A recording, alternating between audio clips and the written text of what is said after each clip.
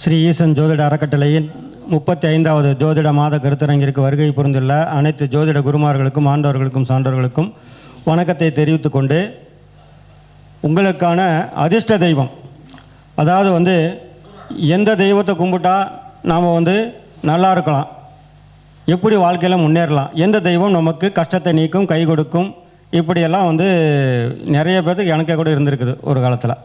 அந்த வகையில் நிறைய பேர்த்துக்கு அந்த சந்தேகம் இருக்கும். இது பொதுவான தெய்வம் இல்லை, சொல்லக்கூடிய தெய்வங்கத்தை கும்பிட்டாவே ஒரு 50% 60% அந்த கஷ்டங்களோ இல்லை ஒரு நல்ல உதவியோ ஒரு முன்னேற்றமோ கிடைக்கும். அதற்கப்புறமா எல்லாரும் சொல்வதை போல் அந்த கிரகங்கள் அமர்ந்த அமைப்பு, வாங்கிய சாரங்கள் இதையெல்லாம் ஆராய்ந்து பார்த்து சொன்னால், அவருடைய ஜாதக அமைப்பை பார்த்து சொன்னால் மேன்மேலும் நன்றாக இருக்கும். அந்த வகையிலே இப்பொழுது பொதுவாக மேசலக்கணக்காரர்களுக்கு அதிர்ஷ்டம் என்ன, உங்களுக்கான அதிர்ஷ்ட தெய்வம், அதிர்ஷ்டம் என்றால் என்ன, 9ஆம் இடம் தான் அதிர்ஷ்டம், பாக்கியஸ்தானம் என்று சொல்வார்கள். இன்னொன்று 5ஆம் இடத்தையும் சொல்வார்கள் அதிர்ஷ்டம் என்று.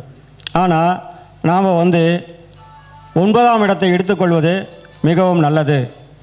ஏனென்றால் 9ஆம் இடம் என்பது குரு, மதம், தெய்வம், இதையெல்லாம் அந்த 9ஆம் இடத்திலே காரகத்துவமாக மறைத்து வைத்துள்ளார்கள். அதனால் அந்த 9 5 என்ற கேள்விக்கு நாம் இரண்டுக்குமே இடம் கொடுக்காமல் 9ஆம் இடத்தை எடுத்துக்கொள்வது மிகவும் நல்லது. அந்த வகையிலே மேசலக்கணக்காரர்கள் அவருக்குண்டான அதிர்ஷ்ட தெய்வம் என்ன என்று கேட்டிங்கன்னா பெருமாள் தான் மேசலக்கணக்காரர்களுக்கு மிகவும் நல்லதொரு முன்னேற்றத்தை ஏற்படுத்தி ஒரு கஷ்டத்தையும் நீக்கி உயர்வையும் அதிர்ஷ்டத்தையும் கொடுக்கக்கூடிய அந்த கடவுள். இவங்க வெளியூருக்கெல்லாம் போகும்போதோ, தூர பயணம் மேற்கொள்ளும் பொழுதோ, ஒரு கோயிலில் வேண்டுதல் வைக்கும் பொழுதோ, இந்த பெருமாள் கோயிலில் வேண்டுதல் வச்சாங்கன்னா நடக்கும் இந்த மேசலக்கணக்காரர்கள். அடுத்தது ரிஷபலக்கணக்காரர்கள். இந்த ரிஷபலக்கணக்காரங்களுக்கு என்ன தெய்வம் அப்படின்னு கேட்டிங்கன்னா ராஜராஜேஸ்வரி கோயிலுக்கு இவங்க வேண்டுதல் வைத்துக்கொண்டு குறைகளை சொல்லி நாம் வேண்டுதல் வைக்கும் பொழுது அந்த ராஜராஜேஸ்வரி என்கின்ற அம்பாள் நமக்கு மிகவும் கருணை புரிவாள். ஒரு கடன் தொல்லையோ கஷ்டங்களோ இதையெல்லாம் நீக்கி ஒரு நல்லதை செய்வார். அது அதிர்ஷ்டத்தையும் கொடுக்கும். அடுத்தது மிதுனலக்கணக்காரங்க. இந்த மிதுனலக்கணக்காரர்களுக்கு பரமேஸ்வரன் என்ற அந்த ஈசனை வணங்க வேண்டும். அது எந்த கோயில், ஈஸ்வரன் கோயில் இருந்தாலும் சரி, தனியாக இருந்தாலும் சரி, இல்லை பெருமாள் கோயிலில் 2 இருந்த பெருமாளும் சிவனும் இருக்கக்கூடிய கோயிலாக இருந்தாலும் சரி, அந்த பரமேஸ்வரன் என்று சொல்லக்கூடிய அந்த பரமேஸ்வரனை இந்த மிதுன லக்கணக்காரர்கள் வேண்டுதல் வைத்து அந்த கோயிலுக்கு அடிக்கடி சென்று வணங்கி கொண்டிருந்தால் இவர்கள் வாழ்க்கையில் முன்னேறுவார்கள், தெய்வ கடாட்சம் கிட்டும். அடுத்தது கடகலக்கணக்காரர்களுக்கு அதிர்ஷ்ட தெய்வமாக சொல்லப்படுவது அன்னபூரணி அம்மாவை கும்பிடணும், அன்னத்தை கும்பிட வேணும். சாப்பிடும்போது கூட அந்த அன்னபிரம்மம்னு மந்திரம் இருக்குது, அதை சொல்லியோ இல்லை மனசார அந்த மந்திரத்தை நம்ம மனப்பாடம் பண்ணலாம் கூட, அன்னமே என்னை காப்பாற்று, இன்றைக்கு எனக்கு அன்னம் அளித்த அன்ன மாதாவுக்கு நன்றி அப்படின்னு சொல்லி அந்த அன்னத்தை ஒரு பிடி கையில் எடுத்துக்கொண்டு அதை கண்ணில் ஒத்திக்கொண்டு அதை காகத்திற்கும் வைத்து விட்டு சாப்பிடுவர்கள் இருக்கிறார்கள். இல்லை என்றால் ஒரு பிடி எடுத்து அந்த எறும்புக்கோ இதுக்கு வைத்து விட்டு சாப்பிட வேண்டும். அந்த கடகலக்கணக்காரர்கள் அன்னபூரணியை நினைத்து கொள்ள வேண்டும். நினைத்து கொண்டோம் என்றால் வீட்டில் சாப்பாட்டுக்கு பஞ்சம் இருக்காது, தெய்வ கடகாட்சம் கிட்டும், கடன் தொல்லை நீங்கும், தொழில் பாக்கியம் கிட்டும், பாக்கியங்கள் அதிர்ஷ்டங்கள் கூடி வரும், நல்ல ஒரு குரு கிடைப்பாங்க. இந்த மாதிரிலாம் இந்த கடகலக்கணத்துக்கு அன்னபூரணி. அடுத்தது சிம்மலக்கணம். சிம்மலக்கணத்துக்கு யாருன்னு கேட்டிங்கன்னா முருகப்பெருமானை விடக்கூடாது. சிம்மத்துக்கு பாதகஸ்தானம் என்ற மேசம் இருக்குது, இருந்தாலும் அது எடுத்துக்க கொள்ளக்கூடாது. என்னடா இது முருகனை சொல்கிறாரு, நமக்கு அது இடைஞ்சலே பாதகம் என்ற அந்த சரம்சிர பாதகம் இதில் நினைக்கக்கூடாது. அந்த கடவுள் முருகன் இந்த சிம்மலக்கணக்காரர்களுக்கு மிகவும் காப்பாற்றுவாங்க. பழனியாக இருந்தாலும் சரி, பழனிக்கு போகிறது பெஸ்ட்டு, மலை மேல் இருக்கக்கூடிய முருகன், அதை வணங்க வேண்டும்.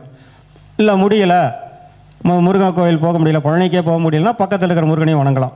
வருடம் ஒரு முறையாவது, 6 மாதத்திற்கு ஒரு முறையாவது அந்த பழனிமலை முருகன் கோயிலுக்கு போயிட்டு அந்த கடவுளை நினைத்து, கஷ்டத்தை நினைத்து ஒரு காரியம் நிறைவேற வேண்டும், எனக்கு பாக்கியம் கிடைக்க வேண்டும், தொழில் வளம் பெற வேண்டும், முன்னேற்றம் அடைய வேண்டும், குழந்தை பாக்கியம் கிடைக்க வேண்டும், எந்த விதத்தில் நமக்கு குறைகள் இருக்குதோ அந்த குறையை சொல்லி வழங்கிவிட்டால் அந்த பாக்கியமானது அதிர்ஷ்டமானது நமக்கு கிட்டும். இந்த சிம்மலக்கணத்துக்கு முருகப்பெருமான், பழனி முருகப்பெருமான் அருள் புரிவார். அடுத்தது வந்து கன்னிலக்கணம். கன்னிலக்கணத்துக்கு மீனாட்சி, மதுரை மீனாட்சி. இந்த கன்னிலக்கணக்காரர்கள் மதுரை மீனாட்சியை கைவிடக்கூடாது. எப்பொழுதும் அந்த மீனாட்சியினுடைய அந்த நினைவில் கஷ்டத்தை வரும்போதெல்லாம் தினம் ஒரு தடவை வீட்டில் சாமி கும்பிட்டாலும் சரி, எங்கே கும்பிட்டாலும் சரி, என்ன சாமி கும்பிட்டாலும் சரி, அந்த எல்லா கடவுளையும் கும்பிட்டுட்டு கூட முதல்ல இந்த கன்னிலக்கணக்காரங்கள் மீனாட்சி அம்மா என்னை காப்பாற்று அப்படின்னு மனசில் நினச்சிக்கிட்டு கும்பிட்டுட்டு மற்ற தெய்வத்தை வணங்கலாம். எப்படி மட்டும் முதல்ல மீனாட்சி வணங்கிட்டு கூட எந்த கடவுளையும் வணங்கலாம். அந்த மீனாட்சி அம்மனை வணங்க வேண்டும். வணங்கி வந்தால் இவர்களுக்கு பணங்காசு நல்லா சேரும். பணம் ஒரு இடத்துல கொடுத்துருந்தா கூட திரும்ப வரலன்னா கூட இந்த அம்மனுக்கு வேண்டுதல் வச்சா, மதுரை மீனாட்சிக்கு, இந்த கன்னியாலக்கணக்காரங்கள் அது நடக்கும், திரும்ப வரும். இல்லை என்றால் புதிய வருமானம் வரும். இந்த மாதிரி எடுத்துக்கொள்ளலாம். அடுத்தது துலாலக்கணக்காரங்கள். துலாலக்கணக்காரங்கள் வணங்க வேண்டிய தெய்வம் என்னன்னு கேட்டிங்கன்னா, கஷ்டத்துக்கோ இல்லை தொழிலுக்கோ, நல்லதொரு வெளிநாட்டு போகிறதுக்கோ, தூர பயணம் சிறப்பாக இருப்பதற்கோ, இந்த முன்னோர்களின் ஆசி கிடைக்கவோ, தெய்வ கடாட்சம் கிடைப்பதற்கு வணங்க வேண்டிய அந்த துலாலக்கணக்காரங்கள் மகாவிஷ்ணுவை வணங்க வேண்டும். அந்த மகாவிஷ்ணுவை வணங்கிட்டிங்கன்னா அது மிகவும் பாக்கியமாக, அதிர்ஷ்ட தெய்வமாக இந்த துலாலக்கணக்காரர்கள் இருக்கும். அடுத்தது விருச்சிக. இந்த விருச்சிக வணங்க வேண்டிய அதிர்ஷ்ட தெய்வம் என்னன்னு கேட்டிங்கன்னா, ஆதிபராசக்தி கோயிலுக்கு போகணும். அது ஆதிபராசக்தி எங்கே இருக்குது, அதை மேல்மலையனூர் வணங்கலாம். எங்கே இருந்தாலும் சரி போய் வணங்கிவிட்டு அந்த ஆதிபராசக்திக்கு வேண்டுதல் வைத்து அந்த தெய்வத்தை மந்திரங்களை கேட்பதோ, உச்சரிப்பதோ, மனசார நினைப்பதோ தினமும் கும்பிட்டு வந்தால் இவர்களுக்கு இந்த வண்டி வாகனம், வீடு பிரச்சனை, சொந்த பந்தத்தில் ஏதாவது தகராறு பிரச்சனை இதெல்லாம் இருந்தால் கூட அந்த ஆதிபராசக்தி இந்த விருச்சிக லக்கணக்காரங்களுக்கு கை கொடுக்கும், பக்கபலமாக இருக்கும். அதை பண்ணுங்க, நல்லா இருக்கும். அடுத்தது தனுசு லக்கணக்காரங்கள் ஏதாவது பிள்ளைங்க வரம் கிடைக்கணும், பூர்வீக சொத்து கிடைக்கணும், அதிர்ஷ்டம் கிடைக்கணும், பாக்கியம் கிடைக்கணும், இப்படியெல்லாம் நினச்சாங்கன்னா இந்த தனுசு லக்கணக்காரங்கள் வணங்க வேண்டிய தெய்வம் பிரம்மன் கோயிலுக்கு போயிட்டு வரணும். பிரம்மா எங்கே இருக்கார்? திருப்பட்டூர் பிரம்மா இருக்கார். அங்கே போய் வணங்கி வரலாம். ஞாயிற்றுக்கிழமை போயிட்டு வணங்கி வந்தால் நல்லாயிருக்கும். வேண்டுதல் வைக்கலாம். இவர்களுக்கு பூர்வீக சொத்து, குழந்தை பாக்கியம், அதிர்ஷ்டம் இதெல்லாம் கண்டிப்பாக அந்த தெய்வம் கிடைக்கும். அதே மாதிரி அடுத்தது மகர லக்கணக்காரங்க. இந்த மகர லக்கணக்காரங்கள் வணங்க வேண்டிய தெய்வம் மகாலட்சுமி. மகர லக்கணக்காரங்கள் மகாலட்சுமி வழிபட்டால் இவர்களுக்கு கடன் தொல்லை தீரும், நோய் நொடியிலிருந்து விடுபடலாம். வட்டி தொழிலில் ஈடுபட்டவங்க வட்டி கிடைக்கும். ஒரு காம்ப்ளெக்ஸ் விட்டு ஒரு 10 வீடு 5 வீடு வாடகை விட்டுருக்கிறேன், வாடகைக்கு வீட்டுக்கு ஆள் வராமல் 4 வீடு காலியாக இருக்குது அப்படின்னா இந்த தெய்வத்துக்கு வேண்டுதல் வைத்து வணங்கி வந்தால் அவர்களுக்கு வாடகை வரும். கடன் கட்டிக்கிட்டு இருந்தால் அந்த கடன் தொல்லை நீங்கும். வட்டி வாங்கிறதா இருந்தால் வட்டி வரும், வட்டி கொடுக்கறதா இருந்தால் அது வட்டி கட்டுற வேலை கம்மியாகும். இந்த மாதிரிலாம் எடுத்துக்கொள்ளலாம் இந்த மகர லக்கணக்காரர்களுக்கு. அடுத்தது கும்பலக்கினம். அந்த கும்பலக்கணக்காரர்கள் வணங்க வேண்டிய கடவுள் கல்வி கடவுள் சரஸ்வதியை வணங்கணும்.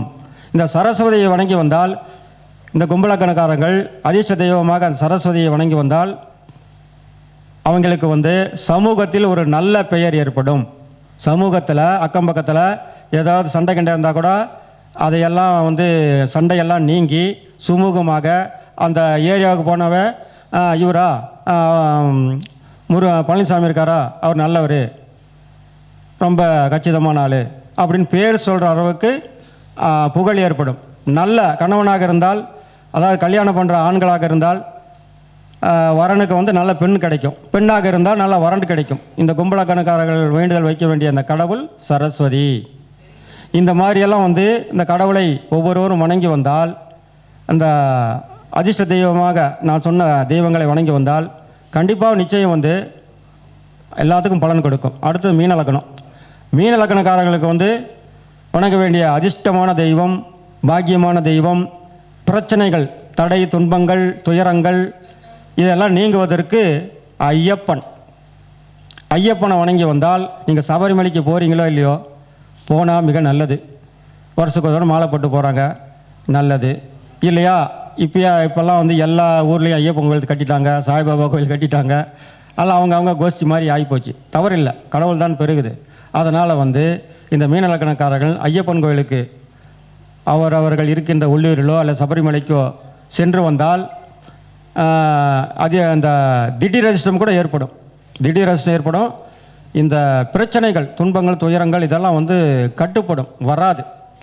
அது அந்த துன்பங்கள், துயரங்கள் அதிகமாக சந்தித்து வந்தாலுமே அது கட்டுப்படும். திடீர் அதிர்ஷ்டம் ஏற்பட்டு நல்லதொரு வாழ்விலே முன்னேற்றம் அடைவார்கள். இவர்களுக்கு வந்து இந்த மீன லக்னக்காரங்கள் வழிபட வேண்டிய கோயில் வந்து ஐயப்பன். அதை நீங்கள் தினமும் நீங்கள் வந்து ஐயப்பன் பாட்டு கூட கேட்கலாம், பாடலாம். இந்த மாதிரி நான் சொன்ன இந்த 12 லக்னக்காரர்கள் சொல்லிட்டேன். இந்த சொன்ன தெய்வங்களெல்லாம் கண்டிப்பாக பலன் கொடுக்கும், வணங்குங்க. அதிர்ஷ்டத்தையும் அந்த பாக்கியத்தையும் கொடுக்கக்கூடிய கடவுள்கள் நான் சொன்ன கடவுள்களில் வணங்கி கொண்டு எல்லோரும் எல்லாம் வல்ல அந்த இறைசக்தியின் அருளும் எம்பெருமானின் அருளும் பெற்று வாழ்வாங்க வாழ வேண்டிக் கொள்கிறேன். என்னுடைய செல் நம்பர் 93 44 135 108 93 44 135 108. ஜாதகம் பார்க்கலாம், வீட்டு கணபதி ஹோமம், வீட்டு கிரக பிரவேசங்கள் செய்ய அணுகலாம் என்று கூறிக்கொண்டு விடைபெறுகிறேன். நன்றி, வணக்கம்.